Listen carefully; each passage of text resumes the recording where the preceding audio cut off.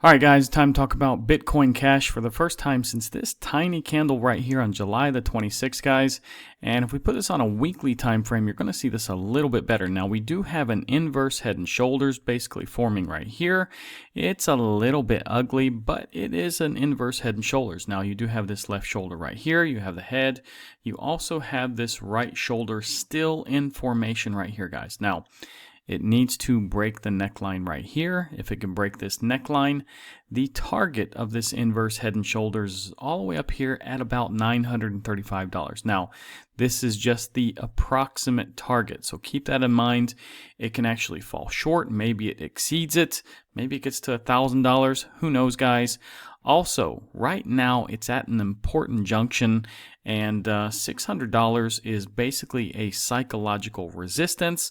So it's only a few dollars short of that right now. I think it's actually hit that today. Yeah, it's hit 601.30, and basically it's coming up to another critical area. Now, this is similar to what I have marked off for Ethereum. So basically, when it gets to this area, anywhere between about, let's say, $640 up to about, let's say, $735. So this is the area typically Bitcoin Cash fails. So if it can break $735, guys, probably going to see something, I would say, like this.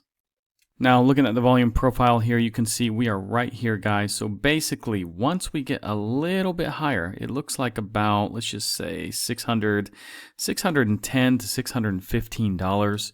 The volume drops almost by half. This next candle is maybe about 60% of the size of this one that we are currently in at the moment. Now, the point of control here sits at about $250, so well above that. That is excellent. And yeah, this is probably going to be, really fast going up once we break this next candle that we're in. And you can see that the volume, like I said, it just drops off drastically. Now, the monthly time frame Bollinger Bands kind of going away from one another, not really pinching in, so no use looking at the monthly time frame here. The weekly, though, is a little bit narrow. It's not pinching, though. It is a little bit narrow right here. I would say it's about as narrow as back here when it kind of got this little bit of a pop there. We're almost at the same height now, so yeah, I do think, if it goes up by about the same percentage or so, we can just kind of measure this. Let's just see. This went up about almost 100%, guys. Wow, that's amazing. So let's just say that this is kind of the squeeze right here, and 100% would actually put you up almost to the approximate target. So basically, yeah, I mean, that could be in play. Let's take a look at the daily time frame as well, these Bollinger Bands here. Now, it's kind of like an intestine, I would say. A little bit wide here. It was actually more narrow back here, for example, and it pinched together really, but it resulted in downward action. So on the daily time frame, I would say nothing really happening, but the weekly is probably the most interesting one just because of its narrowness. Now, looking at the RSI and stochastic here, I'm looking at this on a monthly time frame. Now, it's a little bit worrying with the RSI here, but you do have the blue line trying to cross the red line back to the upside. Now, it's at 88% as you see over here, so yes, it can run up a little bit more, but I don't think it's going to run up too much more. Now, the RSI here, it's in neutral territory, it's pointed up, so that's a good sign. But yeah, it is overheated here on stochastic. Now, the weekly time frame, let's take a look. Coming up pretty heavily, actually. So this is a good sign. Also, the RSI, weekly looks fine. Let's take a look at the daily. Daily also is coming up pretty heavily as well. So this is a great sign on both the RSI and stochastic. Now, the 4-hour time frame. Overheated on both. Looks like it's about to start turning down basically on both of these together. The 1-hour time frame. Stochastic actually going up. It's sloping up, not really heavily pointed up, but just kind of sloping up here. RSI is kind of flirting with being overbought or overheated, as I like to say. So not too bad just yet. I would say it's kind of, actually, maybe it's in neutral territory. It's kind of riding a line. Anyways, the 15-minute time frame. Blue line is about to cross the red line to the upside, so that is a good sign. RSI also looks like it's coming up, so I would say most of these time frames look pretty good. Just a little bit worried about that monthly time frame. And let's just put this on a 4-hour time frame here. Now, if we kind of zoom out, I don't think it's going to, cross this neckline here without resetting some of these indicators, of course. So let's see. There may be, some other resistances along the way. I didn't mark those off. But the most important resistance right now is this neckline. It has to make it through this neckline. It's only, let's see, if we put the cursor here, it's only about $25 away from that. But yeah, I do think it needs to reset some of these lower term time frame indicators. After that, probably we'll make a push through it. Now, another indicator to consider is the MACD as always, guys, and we do have a dark green candle here. It's actually just followed these light green candles, so this is a good sign. I know it's only the third day of the month here in December, but it's actually getting larger green candles than we've had actually the previous 2 months, and basically it's looking pretty good. The blue line is going up here. It doesn't look like it's about to cross this red line to the downside anytime soon. So let's check the weekly time frame, and basically the blue line is curving up here, about to cross this red line. We do have these light red candles, so this is fading. So yeah, it's going to do something probably like this, guys. And you can see basically you get these dark red candles in the beginning, and then it fades. So this is probably the fading period. I would say even 1 or 2 more weeks and you'll see green. If we look at the daily time frame, daily is already in a green period here, so this is a good sign. Looks like it just avoided crossing here this red line.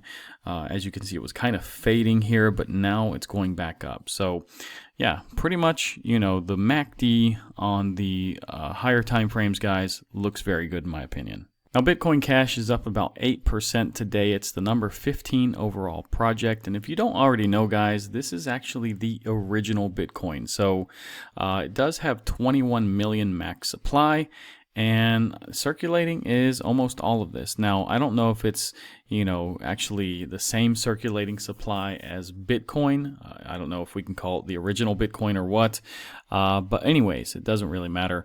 Now, if we look at this, all-time low was about 7 years ago. It was about $77, so you're up about 677% if you bought it there. But all-time high, it does have about $3,785. And I think that's probably just a closing candle, guys. So it's sitting about 84% down at the moment. And I do believe the highest wicks that I have ever seen on Bitcoin Cash are somewhere around $6,000. Now, before I go a little farther in this video, guys, you can claim some bonuses on my favorite crypto exchanges below. I have partnerships with 7 exchanges here. Also, you can get Moodix, you can get a free 7-day trial, and if you're looking for a cold wallet, well, CypherRock X1 is about to start airdropping within their wallet, so it's basically going to pay you to buy it. So you can get 17% off your order today if you use this link, and you can follow me on X here, guys. Now, as we were talking about in the previous video last night, we do have a head and shoulders basically forming on Bitcoin at the moment. Now, it isn't completely formed. What we really need is Bitcoin to do something like this. It needs to go pretty much above the head here. And if we see something like this, and I would say it's probably going to curve around, somewhere around like this shoulder here, anywhere between about, let's say 104,000 up to maybe about 110,000 or so, maybe 112 maximum. And and if we start to see it come down here and break this neckline, well, that target is all the way down at about $52,500, guys. So let's just say $50,000. So this is an approximate target. Anyways, it doesn't mean it's even going to get there. I mean, there is a lot of support right here, guys, in this area. And if we go back, we do have this area here also helping the price. Now, if it goes down there, I don't think it's really going to make it anywhere below about 60,000. You may see a wick a little bit below that, but I still think it would have a difficult time getting to about $50,000. Now, about Ethereum here, we do have a couple of charts, and I did show this chart last night, and look how close we are to breaking this channel now. So once it breaks this channel, the approximate target is all the way back to the top of the channel. So that's right here, guys, at about $4,700. So let's see if this breaks.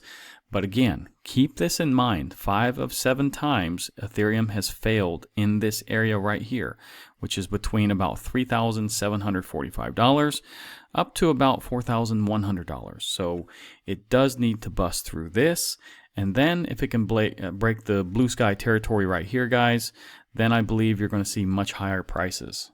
Now, just like Bitcoin Cash here, we do have an inverse head and shoulders forming on Ethereum. You can see the left shoulder here, the head is here, and a possible right shoulder. Now, I estimate about 3 months more maximum until the break of this neckline. So we need to see actually something like this, and basically it has to break this neckline. So once we see this neckline broken, the approximate target is all the way up here at about $8,000, guys. Monthly returns are looking pretty good for December now. We're up about 2.5%, so that's really nice to see. Now, if we go to the altcoin season index, we're at a 35. It's been here for days. I don't know why it's stuck here. Maybe it's broken. Who knows? If we look at the liquidation heat map, though, about $328 million have been wrecked in the last 24 hours. The fear and greed is a 28. Just like I said yesterday, I did think it was going to move into fear. So yes, it has done that. And the next update is in about 3 hours and 10 minutes. I do expect this to continue to move up, maybe a little bit more than 30, I would say. I still think people are a little bit fearful. The bull market peak indicators do have this going up now once again, so 43.31%. Still, 0 from 30 indicators hit, still 100% hold. Pi cycle top indicators once again moving up. Now, I want to take a look at the crypto market cap, and you can see basically we came up and we touched this line today. We just maybe fell slightly short of it, but I would count it like a hit, guys. So basically we are trying to break this trend line. It's held us down since October the 7th, so you're talking about almost 2 months, and we really need to break this trend line. We haven't done that in a couple of months, so let's see if this happens maybe tomorrow. Or the next day. By the end of the week, I think it has to really do it, or we probably will trend back down here. Now, if we look at the total market cap excluding Bitcoin, it has actually broken this trend line. We do have good news here, so that's a good thing to see. We broke it yesterday. It actually had a bullish engulfing candle from the previous day. So you're talking about the 1st of December on Monday. This candle was larger. So that is a very good sign. Now we have broken this resistance here at 1.25 trillion. Next resistance on a weekly time frame is up here at $1.31 trillion. Bitcoin dominance is starting to come down a little bit here. You can see this tiny red candle, but I do want to kind of zoom out here first to show you this. We do have a head and shoulders in play. So here's the left shoulder, here's the head, and here is this right shoulder still in the formation. Now, I know a lot of people will say, oh, well, it's going up here and it's invalidated. No, it's probably just going to, do something like you see over here where it's just going to kind of bounce along the way. So it's going to bounce along the way here, of course, as well. It's probably going to take at least another month, I would say, to break this red line. The red line is the approximate neckline. Now, it's just a guess about where this is, but I would say, if we break about 56.77 for sure right here, then we know we have broken the neckline, and we're probably going to see this go all the way down to about 50%. Now, typical area is all the way down here below 48%, and that's probably when you're going to sell your altcoins, guys. USDT dominance is starting to come down as well. We are actually back under this trend line. Now, I could readjust this trend line and maybe make it where we didn't break it last month, but let's just leave it like it is. We'll see what happens, but we are well under 6% at the moment, so that's a good thing. Not much as to the economic calendar tomorrow. If we take a look at Moodyx, basically the sentiment is still risk on. That trend is growing. Today was just slightly positive, so it's still a good thing to see all green here. FedWatch Tools is showing about an 89% chance we're getting that quarter point cut coming in December next week. And if you look at Polymarket, it's a little bit better odds, 94% basically. Crypto bubbles looking pretty good today. I like it. And if we go to CoinOndo, guys, you can find about 31 deals to stake your Bitcoin Cash. So check that out. And anyways, guys, if you like this video, like, subscribe, activate the bell, share this video with your friends. Like I said, check out some of those links that I have below. If you use my links, of course, I do get a little bit of commission, but it's not much, guys. It really isn't. So I really appreciate those who have been using my links and become members of the channel. And guys, I will see you in the next video.